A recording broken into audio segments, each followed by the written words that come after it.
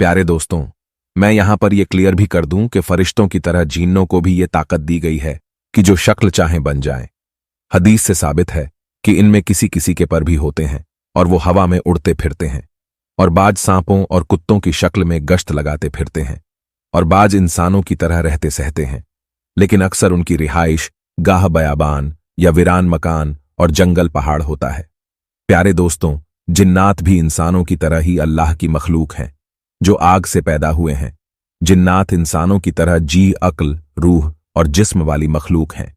इनमें इंसानों की तरह इनकी भी नस्ल बढ़ती और फलती फूलती है, खाते पीते जीते मरते हैं, मगर उनकी उम्रें बहुत लंबी होती है।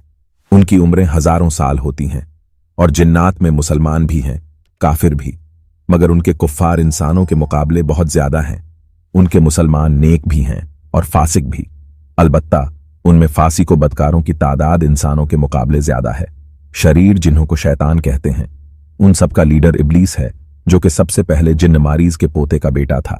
इब्लीस ने हजरत आदम अलैहिस्सलाम को गुरूर में आकर सजदा करने से इनकार कर दिया था और हुक्म खुदाबंदी की नाफरमानी की थी, जिसकी वजह से लानते बारगाह इलाही हुआ और हमेशा हमेशा के लिए मरदूद किया गया। क़यामत तक के लिए उसे मोहल्लत दी गई, और उसे इस कदर मोहल्लत देना उसके मेहरबानी के लिए नहीं कि उसकी विला शिकावत और अजाब में बढ़ोतरी लिए है। इब्लीस की तरह इसकी जुर्रियत भी मरदूद है। ये सब शियातिन हैं और इंसानों को बहकाना उनका काम है। तरह तरह की तरकीबों के जरिए नेक काम से रोकते और बुरे कामों की तरफ तवज्जो दिलाते हैं। खुदा के नेक बंदे उनके चाल में नहीं फंसते, बल्कि लाहौल भेजकर नेक कामों में मशरूफ रहते हैं। लेकिन जो उनके बहकावे में आ जाते हैं, वो आखिरकार गुमराह हो जाते हैं। बल्कि इस्लाम से पहले भी अरबों में जिन्हों की तज़किरें मौजूद थीं। इस जमाने में सफर करते वक्त जब रात आ जाती थी तो मुसाफिर अपने इलाके के जिन्नों के सरदार के सुपुर्द करके सो जाते थे।